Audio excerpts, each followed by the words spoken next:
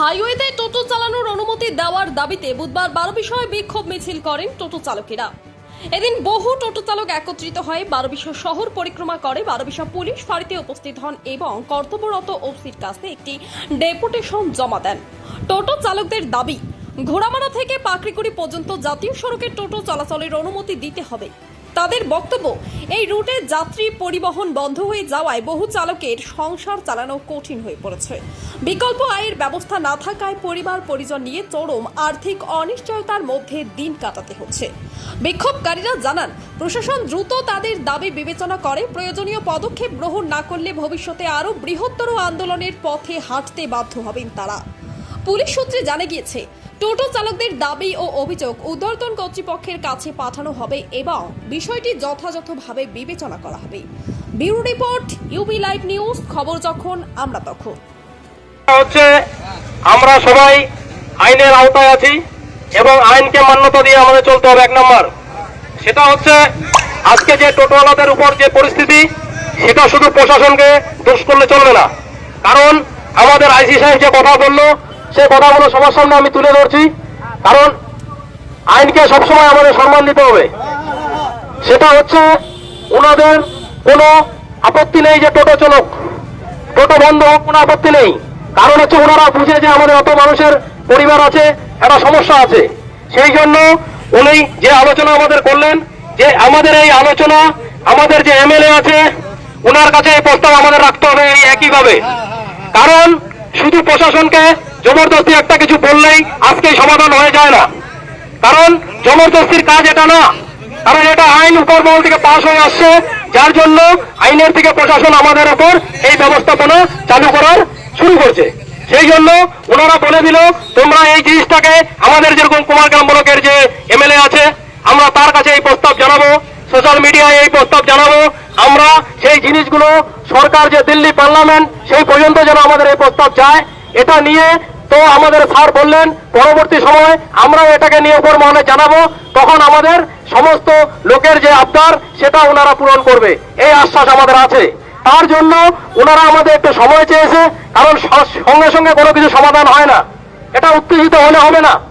কারণ আমরা যদি এখন আজকে উত্তেজিত হয়ে কিছু একটা করার চেষ্টা করি, আমাদের উপর আইন ব্যবস্থাপনায় আক্রমণ হতে পারে। এই জিনিসগুলো ঠিক না। তো সেটার জন্য আমি আপনাদের বলি, আমাদের যে কথা হয়েছে সেটা হলো, আমরা আপাতত যতক্ষণ আমাদের এই সমস্যা সমাধান না হয়, সেজন্য আমাদের হাই রোডের মধ্যে যে সার্ভিস রোডগুলো আছে, প্রত্যেকটি টোটো ভাইকে সেই সার্ভিস রোড দিয়ে আপাতত চলতে হবে। এবং যখন যে ব্রিজটা আছে, সেই ব্রিজটা অন্তত সেই ব্রিজটা দিয়ে পার হওয়ার জন্য ন্যাশনাল রোড ইউজ করা যাবে। আর বাকিটা আমরা ভালো করে শুনবে, বাকি যে যতটুকু সার্ভিস রোড আছে, প্রত্যেক টোটো ভাইকে কিন্তু সেই সার্ভিস রোড মানতে হবে। কারণ সার্ভিস রোড যদি আপনারা সেটা ইউজ না করেন, তাহলে আইন অনুযায়ী আপনাদের টোটো আটকাইতেও পারে। দ্বিতীয়ত হচ্ছে, আপাতত এই সমস্যা সমাধানের আগ মুহূর্ত পর্যন্ত আমাদের সার্ভিস রোড দিয়ে চলতে হবে এবং যেখানে ব্রিজ আছে, সেই ব্রিজটুকু আমরা ন্যাশনাল রোড দিয়ে পার হতে পারবো। ঠিক আছে? এইবার তারপর যদি আপনাদের না হয়, এবার আপনারা আলোচনা করে কি করবেন সেটা আপনাদের যেতে হবে।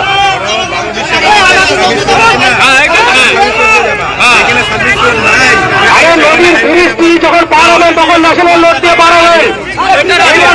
বাকি সাইড দিয়ে আপনাকে সার্ভিস রোড দিয়ে যেতে হবে। আইনকে ভাই মানতে হবে।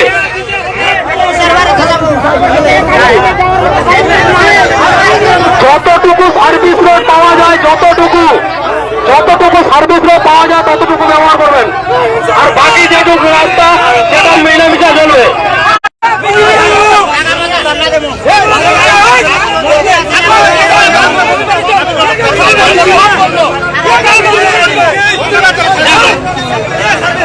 আমরা